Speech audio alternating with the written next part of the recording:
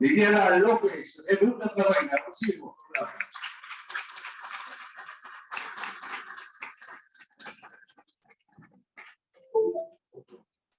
Bueno, buenos días a todos. Estoy contenta. Gracias. Estoy muy contenta de estar el día de hoy aquí hablando de temas de mi país. Y pues bueno, como ustedes saben, en México hablamos mucho de pues, tradiciones. No sé si me pueden ayudar con mi presentación. Hablamos de tradiciones y tenemos una cosmología que nos define. Por lo tanto, hoy voy a empezar esta presentación, a ver si puedo, con una pequeña historia que a lo mejor ustedes la han leído, les han contado a lo largo de este tiempo, pero bueno, esta es una pequeña leyenda con la cual crecemos los mexicanos. Y habla la leyenda sobre el dios Quetzalcóatl. Para los mexicanos, Quetzalcóatl fue quien creó todo el universo. Y Quetzalcóatl está representado a través de una serpiente emplumada.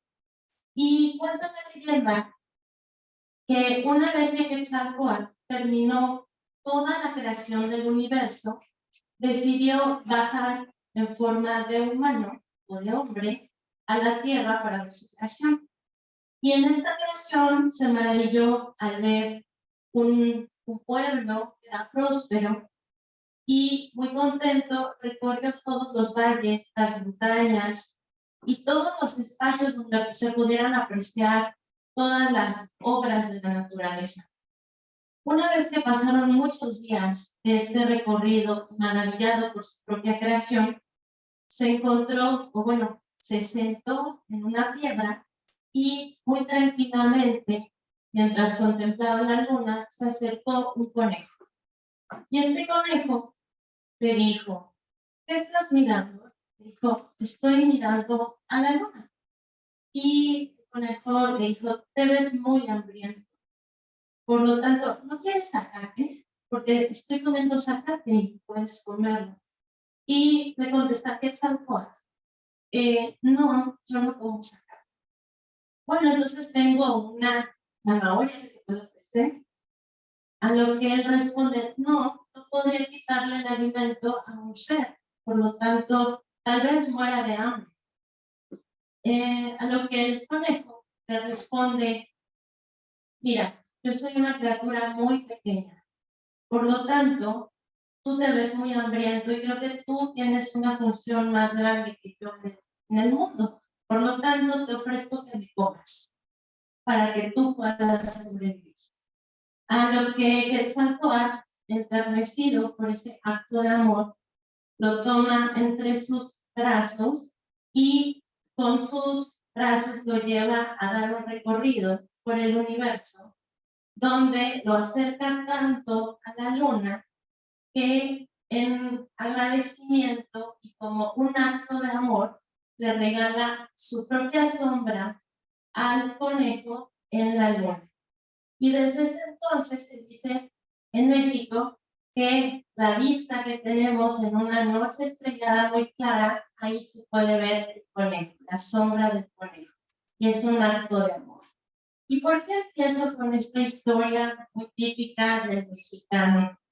Porque estoy hablando de un tema que, al igual que la sombra del conejo en la luna, la pandemia así nos marcó. Nos marcó el corazón, nos marcó el alma y nos marcó de muchas formas nuestra historia personal. Y bueno, yo gran parte de las cosas que hago a partir de la consultoría en imagen, siempre prefiero que todo el tiempo nos estamos contando. Nosotros estamos representando nuestra historia, estamos contando historias y por lo tanto necesitamos este tipo de elementos que nos representen y que también cuenten a los demás de dónde venimos. Es como tener un pie en el pasado y un pie en el futuro. Y por lo tanto necesitamos aprender a contarnos. ¿Y cómo lo hacemos? Lo hacemos de muchísimas formas. Una de ellas es que siempre nos vamos a poner etiquetas. Todos los que estamos aquí presentes tenemos etiquetas, ¿no? Como mexicano, los latinos somos muy cercanos, nos gusta tocarnos, abrazarnos, etc. En México nos reímos de nuestras desgracias. Cualquier desgracia que suceda, nos reímos. Ahora que nos ha templado los últimos años el mismo día, ya hasta nos preparamos, ¿no? Nos da risa. Somos religiosos, somos alegres. Bueno, una vez hasta pena me dio, pero en la literatura sobre cómo tratar al mexicano, dice que somos impuntuales, entonces que las reuniones nunca empiezan a tiempo. Y bueno, estas son etiquetas que vamos contando todo el tiempo. Entonces, de pronto llega la pandemia y tuvimos que aprender a contarnos de otra manera. Y aquí retomo una frase de un autor mexicano que me encanta, que dice, no teníamos ganas de nada, solo de vivir. Y así representamos a la pandemia.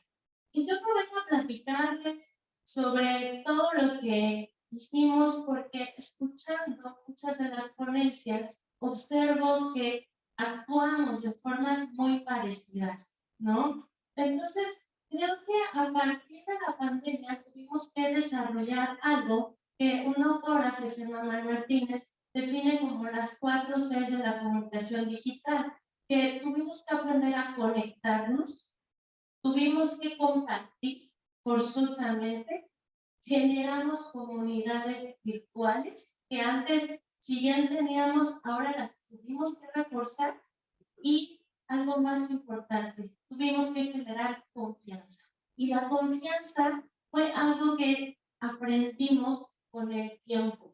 La confianza no se dio hasta que pasaron varios meses. Aquí les vengo a platicar algo sobre emoción digital, ¿sí? Una vez que nosotros generamos confianza, tuvimos el desafío de generar emociones digitales. ¿Por qué? Porque en un contexto uno a uno, que es algo de lo que ahorita vamos a dedicar, pues bueno, ya tenemos identificadas las lecturas, ¿no? Cómo lo hacemos, etcétera. Sin embargo, esta emoción digital la tuvimos que transformar de una forma radical. Entonces, tuvimos que aprender a leernos a través de los ojos del otro.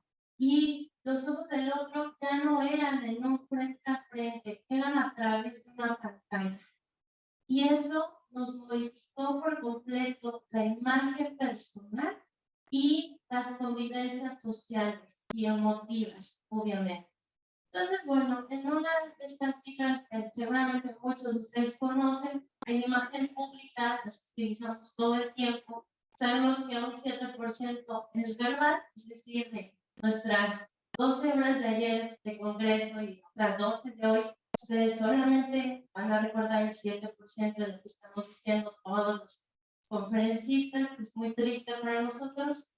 38% Es auditivo, es decir, se van a acordar del tono de voz, si fue fuerte, fue bajo, si fue amable, etcétera. Y por último, el 55% visual. Quiere decir que ustedes se van a acordar mucho más de mi cinturón o de cualquier otro elemento que en realidad de lo que yo quiero venir a transmitirles, ¿no? Y bueno, entonces, ¿cómo transformamos eso ahora en la era digital? Pues nos vamos a unas cifras mucho más parecidas a lo que era un encuentro telefónico. Entonces, el encuentro telefónico, 20% es verbal y 80% auditivo. Y esto lo traduzco, sí, ustedes me van a decir, pero Liliana, ahí está la imagen de una persona. Sí, pero como bien decían en una ponencia anterior, pues tuvimos ahora que esmerarnos en, oye, ¿me escuchas? Oye, ¿estás ahí? Porque hay mucha gente que no quiere prender sus cámaras. ¿Y por qué no las quiere prender? A mí me parece algo sensacional, cosas y estudios que salieron a partir de la pandemia. Por ejemplo, la confianza, o bueno, nuestra proxemia, efectivamente nos alejamos. Sin embargo, la proxemia digital fue mucho más cercana. Es decir, cuando yo entro a un espacio como este, pues nos saludamos y me voy aproximando poco a poco a las personas. Pero ¿qué pasa en una conferencia virtual? Que tú prendes la computadora y de la nada la persona te sale aquí. Por lo tanto, está comprobado, y a partir de muchos estudios que se generaron en la pandemia, que el aparecer repentinamente frente a otra persona cansa mucho más la interacción. Por eso es que los que tuvimos la oportunidad de tener interacciones virtuales a partir de un corporativo, claro, daban las 4 de la tarde y estábamos muertos, pero porque la interacción era muy drástica, era muy directa, ¿sí? Entonces, vamos a hablar rápidamente de etiqueta social. No me quiero meter mucho en estos temas porque ustedes son expertos y realmente operamos parecido, pero traje 5 puntos muy importantes que yo encuentro mucho más relevantes en México. El primero es que nosotros estábamos acostumbrados a las fiestas, los tumultos, mucha gente, ¿no? Y con la pandemia todo eso lo tuvimos que quitar. La poca puntualidad nos caracterizaba, creo que es más, para una boda teníamos que citar 1 hora antes para que la gente llegara en tiempo, ¿no? Pero como ya se sabían ese truco, a veces llegaban todavía más tarde. Entonces, después teníamos un vestuario informal, formal, es decir, se podían utilizar las dos, pero en un ámbito corporativo, nuestro vestuario era mucho más formal, utilizando corbatas, sacos, etcétera, y obviamente las mujeres, pues maquillaje cargado, etcétera. Después, la proxemia, que es algo que ya hemos estado hablando, era muy corta, es decir, nuestro rango para interactuar era en un rango muy social, 50 centímetros, que es corto en realidad, ¿no? Y está comprobado también que en ciudades muy grandes o con mucha población como nosotros, la proxemia es más corta, mientras que en ciudades más grandes como Australia, la proxemia o la distancia social puede ser hasta de 5 metros, ¿sí? Entonces, y otra cosa, pues era permitido el tacto, algo que yo he disfrutado muchísimo llegando a Buenos Aires, porque ustedes son igual que nosotros y todos nos abrazamos, nos besamos. Eso fue antes. Ahora, ¿qué pasó en la post-pandemia, no? El distanciamiento tuvo nuevas reglas de convivencia. Ya hablamos de cómo esto surgió, ¿no? De, oye, estás enfermo, no vengas, etcétera. La distancia, teníamos una cercanía controlada, es decir, hasta cierto punto y con nuevos tipos de saludo. Si teníamos personas vulnerables en casa, teníamos preferencia, ¿no? No, es que vive mi abuela conmigo, entonces no puedo verte. Eso era un gran justificante. Los saludos de mano y de beso quedaron de lado. La semana pasada justamente el gobierno de México ya abrió esta restricción y ya no es necesario el cubrebocas. Y ahora ponemos principal atención en las microexpresiones y en los ojos, ¿no? Algo que fue muy representativo, algunas de las marcas de maquillaje reportaron caídas catastrales durante la pandemia porque las mujeres pues algunas no se maquillaban los labios, pero bueno, se dio más énfasis al tema de los ojos, tuvimos que enfatizarlos. Entonces, bueno, en etiqueta profesional me voy a ir todavía más rápido, pues nosotros acostumbrábamos a hacer desayunos o comidas de negocios, ¿no? Igual poca puntualidad, ya lo mencioné, un vestuario formal, dábamos la mano, que también besamos, a los que luego no conocemos los besamos, y también valorábamos las relaciones humanas fuera del contexto corporativo. ¿Qué cambió ahora en un tema más profesional? Pues ahora tenemos más reuniones virtuales que presenciales, ¿no? Es más, ahora preguntamos, ¿cómo prefieres? ¿Presencial o virtual? 2, somos más puntuales. Desgraciadamente, ¿no? Ahora somos mucho más puntuales y no lo digo con desgracia, sino que la virtualidad y esta lejanía nos obliga a conectarnos a tiempo y nos obliga a decir, híjole, ya llevo 5 minutos perdido de la siguiente conferencia. Entonces eso me obligó a ser puntual, que es una ventaja. Tenemos vestuario más relajado, pero yo diría que el vestuario relajado se hizo de la cintura hacia abajo. En la parte de arriba, obviamente, hay mucha gente, yo me incluyo, que me gusta ser bastante formal, ¿no? Esto será motivo de otra plática, pero en resumen, las líneas rectas me obligan a llevar más rápido a objetivos. Por eso es tan importante utilizar trajes. 2, la proxemia, que es lo que yo comentaba, fue diferente. Ahora soy más cercana, pero en un plano virtual. Mi proxemia, pues es prácticamente como de un plano íntimo. Tengo a mi interlocutor, su cara aquí. Por eso ahora se recomienda que cuando ustedes estén en una videollamada, traten de que sea 3/4, ¿no? Para que la gente los vea. Otro tip es que cada vez que nosotros mostramos las manos, se abren canales de comunicación y de confianza. Por eso es tan importante generar estos vínculos virtuales. Y por último, la objetividad y la brevedad son más valoradas que nunca. Es decir, yo necesito dar rápidamente mi reunión, mi ponencia, lo que sea, porque entiendo que la otra persona probablemente está en su casa, probablemente no me escucha y yo necesito más objetividad. Todas las reuniones son más cansadas, ¿no? Y por último, evaluamos la importancia, evaluamos con quién sí nos reunimos y con quién no. Eso es parte también. Ya es como, híjole, me importas mucho, ya me reúno contigo en un plano físico. Si todavía no estoy en ese nivel, puede esperar, ¿no? Entonces, todas estas nuevas reglas de etiqueta se fueron modificando durante 2 años. Ahora, esto a mí me parece increíble porque entonces todos los que estamos aquí hemos hablado de cortesía, de hacer sentir bien al otro.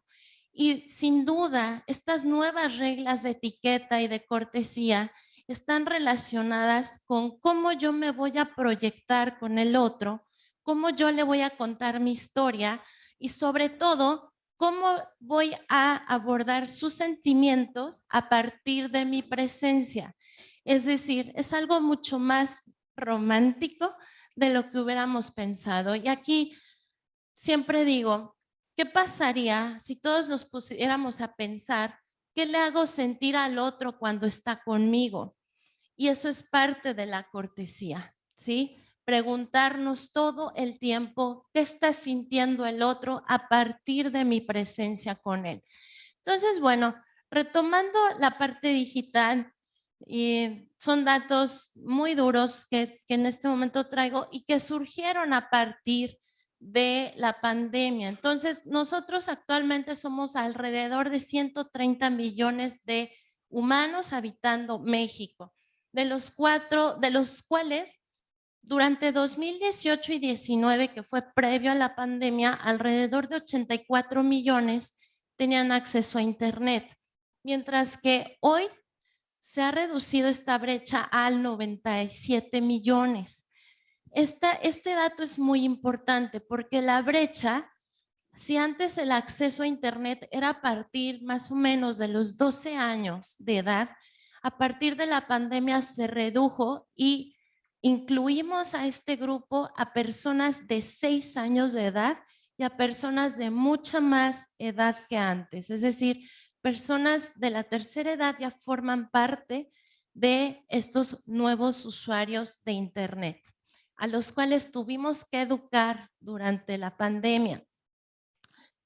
Muy rápido, en cuestión de datos, en cuestión de aprovechamiento de las tecnologías, ocupamos México el lugar 57 de 121 economías, el cuarto en Latinoamérica después de Chile, Uruguay y Costa Rica.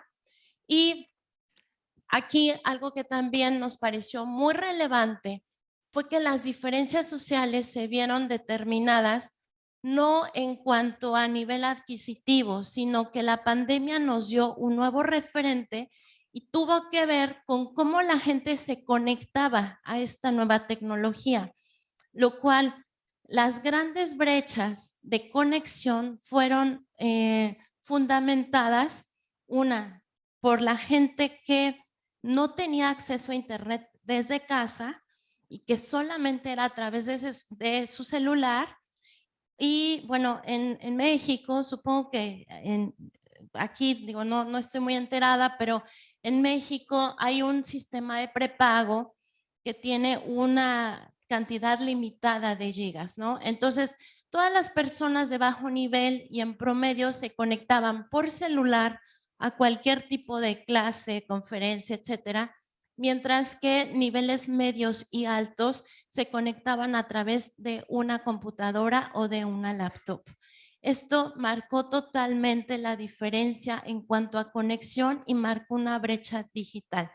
Ahora, ¿qué nos habla esto en cuanto a confianza? Avanzamos 10 años en materia digital de forma abrupta. Esto nos hizo confiar en las tecnologías sí o sí. Punto 2, abrimos de repente la puerta de nuestros hogares al mundo. Es decir, el que yo esté dando una videoconferencia desde casa abre mi entorno al interlocutor. Si yo me iba a ver en un café, ya no me interesa ver a la persona en un café. Ya le estoy mostrando parte de mi casa, mi perro, mi papá que pasa atrás o quien sea. Y eso es abrir parte de mi intimidad y que también tuve que generar confianza.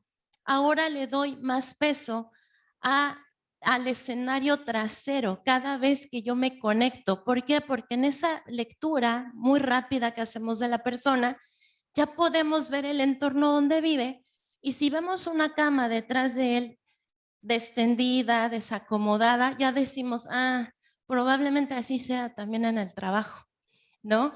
Entonces, las percepciones nos cambiaron. Después, otro dato muy importante, elevamos 15% el tono de nuestra voz. Y eso fue algo muy lógico. Traíamos un cubrebocas y como señal de cercanía, yo tenía que gritar para sentirme más cerca. Por lo tanto, nuestra voz es 15% más alta que antes de la pandemia. Y según algunos estudios, el 27% de la confianza en el otro se elevó. Es decir, yo tuve que empezar a creer en el otro y hablamos de los jefes. El jefe tuvo que creer que si yo me iba a mi casa, iba a seguir trabajando. Tuve que creer que si tú estás en tu casa y yo en la mía, me estás poniendo atención. Tuve que creer de muchas formas y eso es confianza. Y entonces empezamos a generar confianza de 1001 formas más. Entonces, bueno, yo les traigo un caso práctico que viví y orgullosamente de forma cuantitativa, algo que ayer hablábamos sobre algunos casos, ¿no? De cómo evaluar este tipo de datos. Y ustedes van a decir, Liliana, nos trae cifras muy raras. Pues sí, pero soy afortunada en tener estas cifras.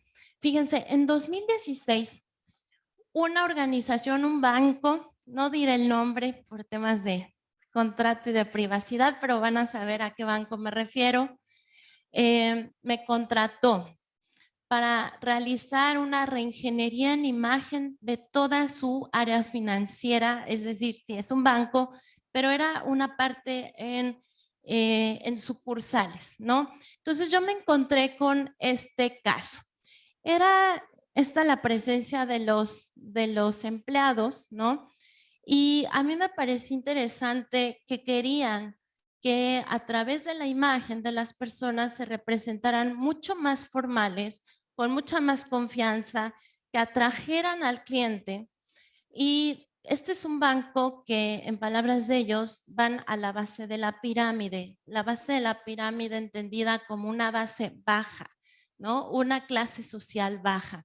Entonces, mi objetivo o algo de los retos que yo tuve que enfrentar durante esta implementación fue que es una clase baja, entonces querían que atraer nuevos clientes, pero al mismo tiempo que no se vieran tan formales que los asustara, pero que fueran cercanos, pero no tanto, o sea, era como una ambigüedad en el objetivo muy importante. Después de trabajar durante año y medio con antropólogos que estudiamos muchísimo el comportamiento de por qué era importante la imagen en esta clase social, que debo decir es muy importante y quiero hoy abordarlo por eso. También me di cuenta que la clase social es la clase baja socialmente hablando, es la más descuidada en cuanto a temas de cortesía, etiqueta, protocolo y un sinfín de temas que si bien ayer hablábamos que las personas que nos dedicamos a esto parecemos, ayer decían la connotación, ¿no? Sirvientes de lujo, algo así comentaron. Si bien debemos de empezar a girar, a ver la cortesía hacia otros sectores de la población que en nuestros países están descuidadas. Este sector de la población a mí me tocó en esta institución bancaria y llegamos a estas conclusiones, ¿no? A través del vestuario, 62% de los empleados no se sentían valorados, 46% de los clientes no tenían confianza en el empleado y por lo tanto tampoco confiaban ni en la imagen de la institución ni en el servicio que les daban. Todo esto fue a partir de esta configuración. ¿Qué nos dijeron los estudios? Y para mí fue un caso realmente interesante. Esta configuración que ustedes ven de uniforme en México es una configuración de vestuario muy similar a la que tienen los chicos en un tema de secundaria. No sé cuál sea aquí este nivel, pero para nosotros es primaria, secundaria, preparatoria. En secundarias federales o secundarias de gobierno los uniforman de esta forma y con estos colores. Por lo tanto, yo no puedo generar empatía en un banquero que me representa una persona que no tiene experiencia y que es demasiado joven. Entonces, bueno, hicimos un estudio y en 2020, bueno, 2020 quiero hacer alusión a la pandemia, pero la implementación nos llevó 2 años. Entonces, hicimos una nueva implementación. En otro foro contaré por qué llegamos a estas conclusiones, pero después de hacer este cambio de vestuario, 77% de los empleados manifestó sentirse bien y cómodo frente al cliente. 73% de los clientes notaron una mejora en el servicio, lo cual nos dice que si la persona se siente emocionalmente bien y visualmente atractiva, va a ser mucho más cortés con el otro, ¿sí? Y por último, se incrementó un 18% la confianza hacia la marca.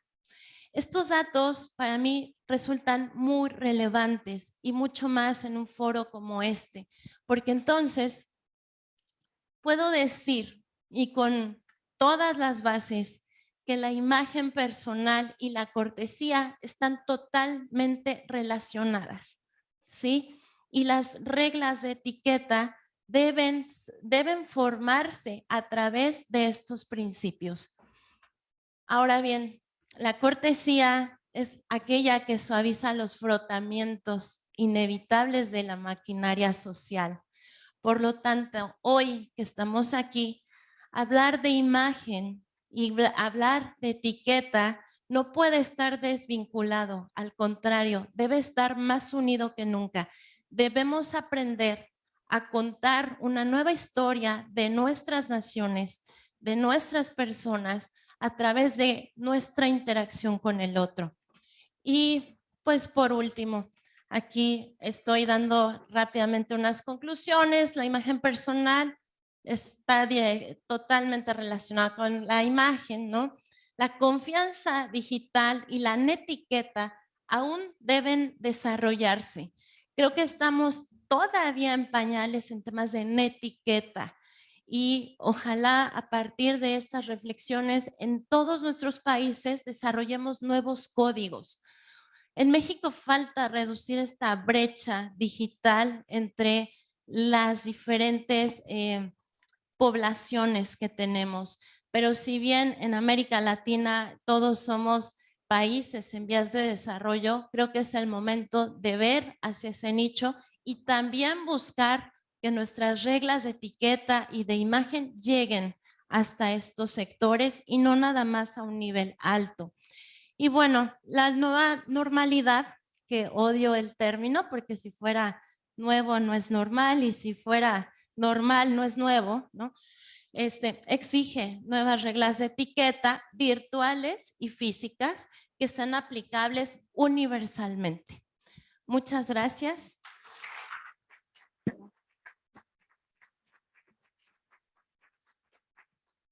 Muchísimas gracias, Liliana López de Luna Ferreira. Gracias por tu participación excelente, por habernos acompañado, por haber soportado todas estas situaciones y por haber hecho muy buen uso de las relaciones públicas como corresponde, un tema realmente excelente. Para ti, como hicimos con cada uno de nuestros disertantes,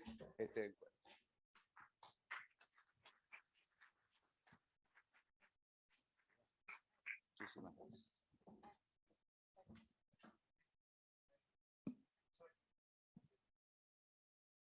Bien. Bueno, Lili, en principio felicitarte, tu ponencia espectacular como tu persona. Creo que hiciste un maravilloso desempeño justamente en este congreso, a través no solamente de la exposición, sino también de la forma en cómo tú te manejas. Creo que eres una excelente embajadora, igual que las colegas de tu país, así que desde ya yo ya estoy emocionada por visitar México. Gracias. Mira, Bienvenida. bueno, les comparto un poco más que pregunta, aprovechando la coyuntura de la presentación, una anécdota, justamente refiriéndome a este análisis que tú haces de esta percepción que tiene la gente, que tiene el otro en un espacio digital.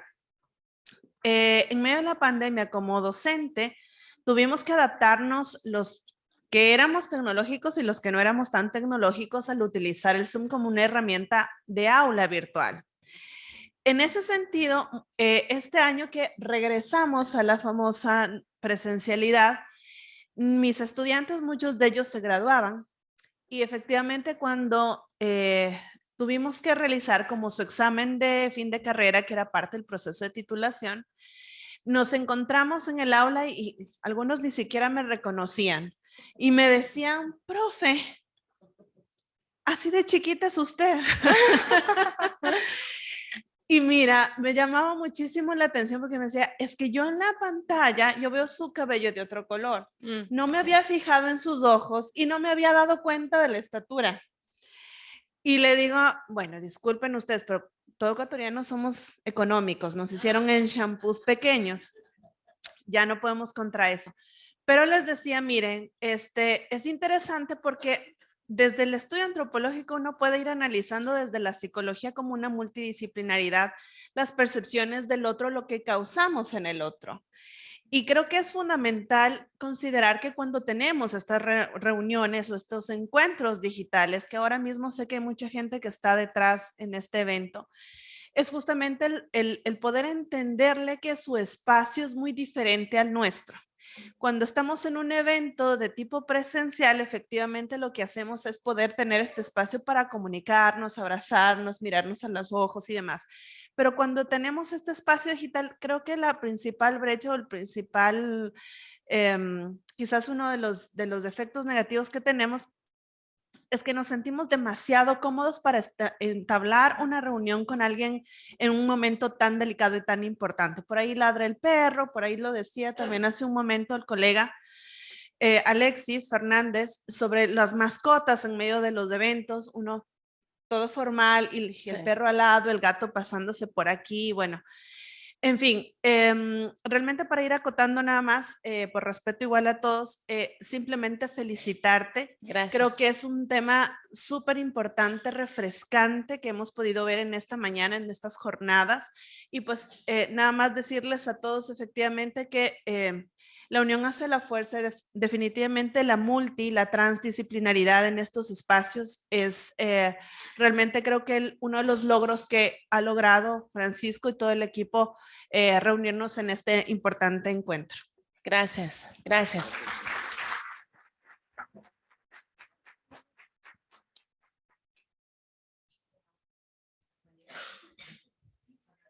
Te escucho. Sí, sí, sí, sí. 15%, sí. Hiciste un trabajo absolutamente estadístico. Sí. Y nombraste los 4 países latinoamericanos que tienen mayor accesibilidad. Y no está la Argentina. Quería preguntarte si dentro de los que pudiste saber, porque de accesibilidad, quizás hasta el cuarto que es México, si sabías en qué puesto de accesibilidad está la Argentina. Lo desconozco. Lo desconozco, pero son datos públicos que puedes encontrar. Dijiste un tema importante que olvidé mencionar en cuanto a estadística. La muestra que hice inició en 40,000 personas y terminamos en 95,000. Nuestra muestra de encuestas y de contacto 1 a 1 fue de más de 4,000 personas que nos dieron los resultados, ¿no? Por lo tanto, creo que ya tiene un valor estadístico muy importante. Es una institución de 115,000 empleados, de los cuales 95,000 tuve la oportunidad de implementar. Entonces, en cuanto a la Argentina, lo desconozco, me encantará saberlo, pero si gustas, terminando, te paso los datos. Claro, gracias. Sí. Muy breve, muy breve. Perdón, profesor Francisco, así de breve. Liliana, espectacular lo tuyo. Gracias. Imagen, Qué linda, el gracias. tono de voz, tu dulzura. Nos transmitiste Gracias. lo mejor. Gracias Gracias. por haber representado a tu país, como lo ha hecho la maestra, como dijeron ayer. Gracias a Lupita y al doctor, que ayer han hecho una presentación espectacular. Gracias. Contigo hoy lo completaron. Gracias. Gracias a todos. Cuando pusiste el ejemplo del banco, me recordaste a una actriz, a una persona que nosotros tenemos los argentinos acá, que dicen, como te ven, te tratan, si te ven mal, te destratan, y si te ven bien, te contratan. Me encanta. Es todo. Gracias. Me encanta. Gracias. Gracias.